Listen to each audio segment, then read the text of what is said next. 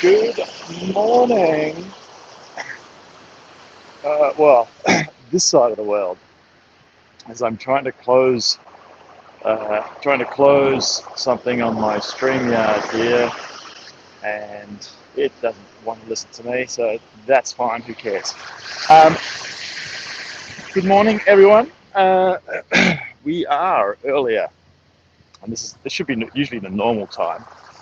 For me, I can see I'm sort of still waking up. For getting on the beach, I did actually have a little jog. I think my face is still waking up though.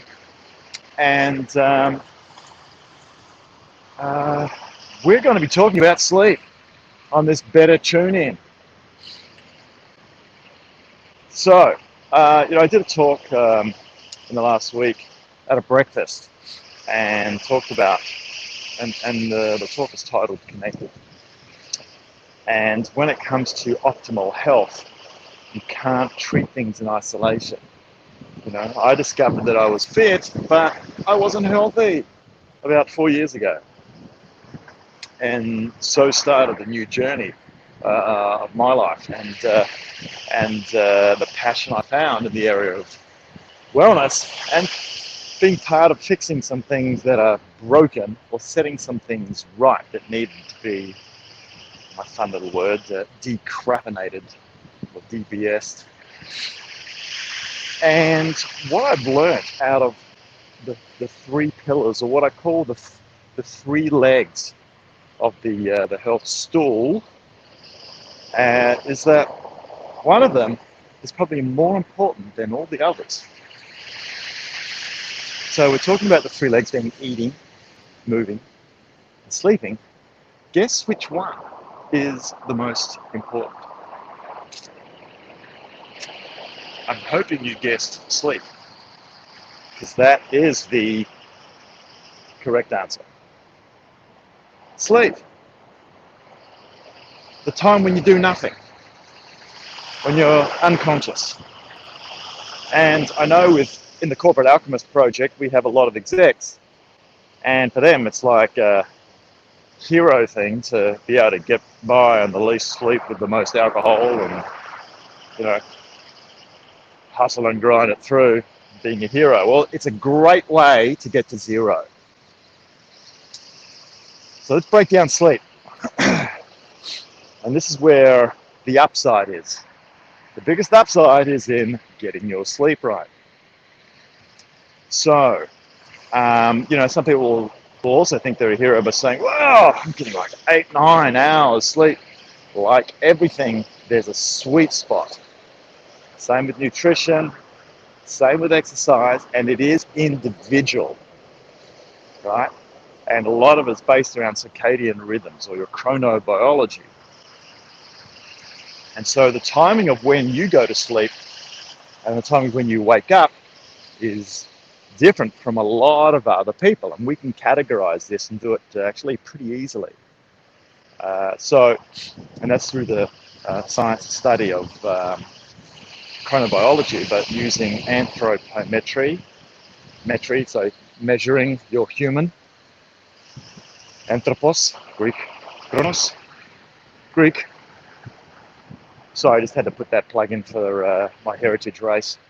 Although I did find out, if you remember in one of the previous episodes, that I'm actually 50% Greek, 3% Turkish, 47% Italian. So there was some hanky-panky back in the gladiatorial days, it seems, in the bloodline.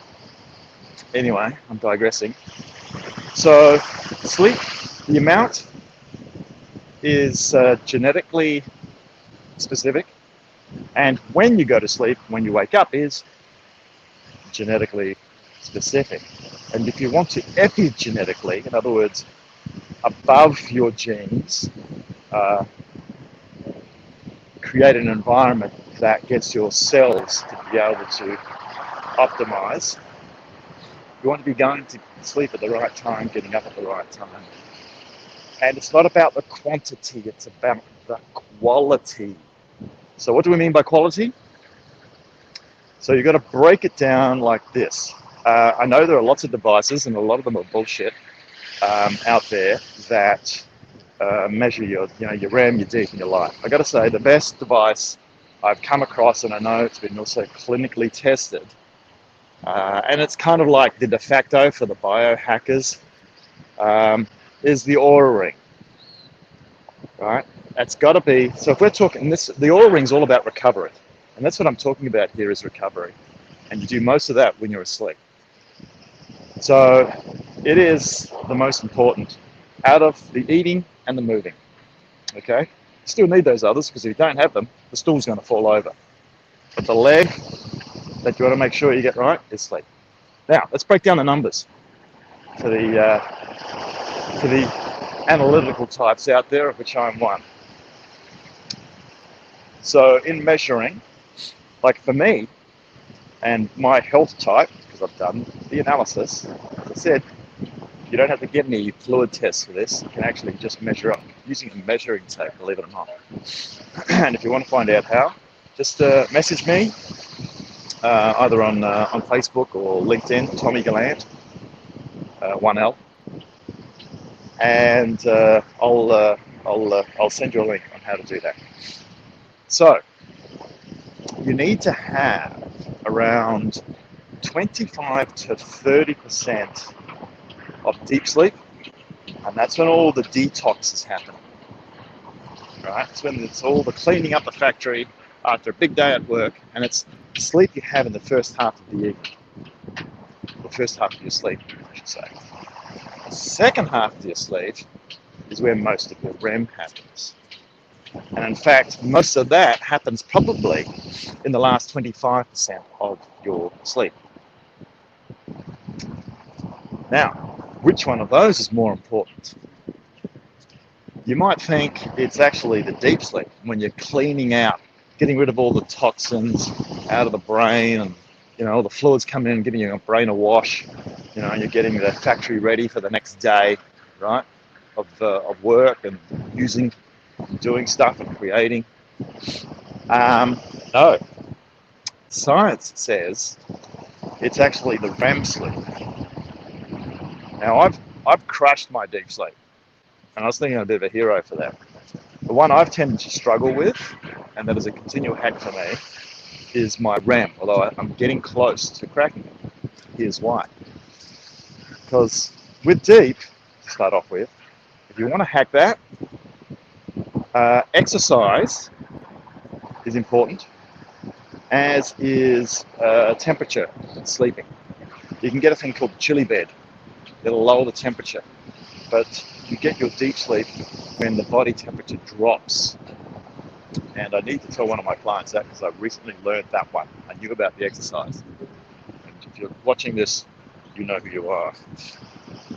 The other one, REM sleep, the one that I've tended to struggle with, is where, and I thought it was until recent findings, where most of the learning, consolidation, and memory happens. And that's what you read quite often. But that actually happens in what they would call the junk sleep. The non-REM light sleep is where the learning and consolidation happens. REM sleep is where a lot of the emotional and mental stuff gets sorted out. So if you've got too much emotional and mental stuff going on, your REM might be also a little compromised, as well as, here's the key thing in hacking REM. Right, well, one of them is when you're going to sleep, or you're getting closer to bedtime, of course, eating earlier because you don't want your heart rate being up, and also blue light. You either wear blue light blockers, don't use LED lighting. It's really shocking for the system. There's a lot of blue light coming out of that. Sort of halogen or incandescent lights are the best. And just easing in or getting the dimmer switch on to ease into the night. Make sure your melatonin production starts to crank up, because that's what's going to keep you down into a nice sleepy state. And then you're either wearing, covering your eyes with a eye cover, I forgot what they call them, the ones we wear on airplanes, or just darken the whole room to keep you asleep.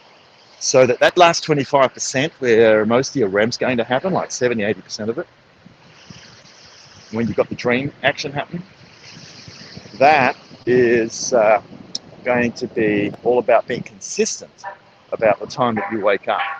Because your body learns where it's going to pack that REM in. It says, oh, he usually or she usually gets up at around that time, right?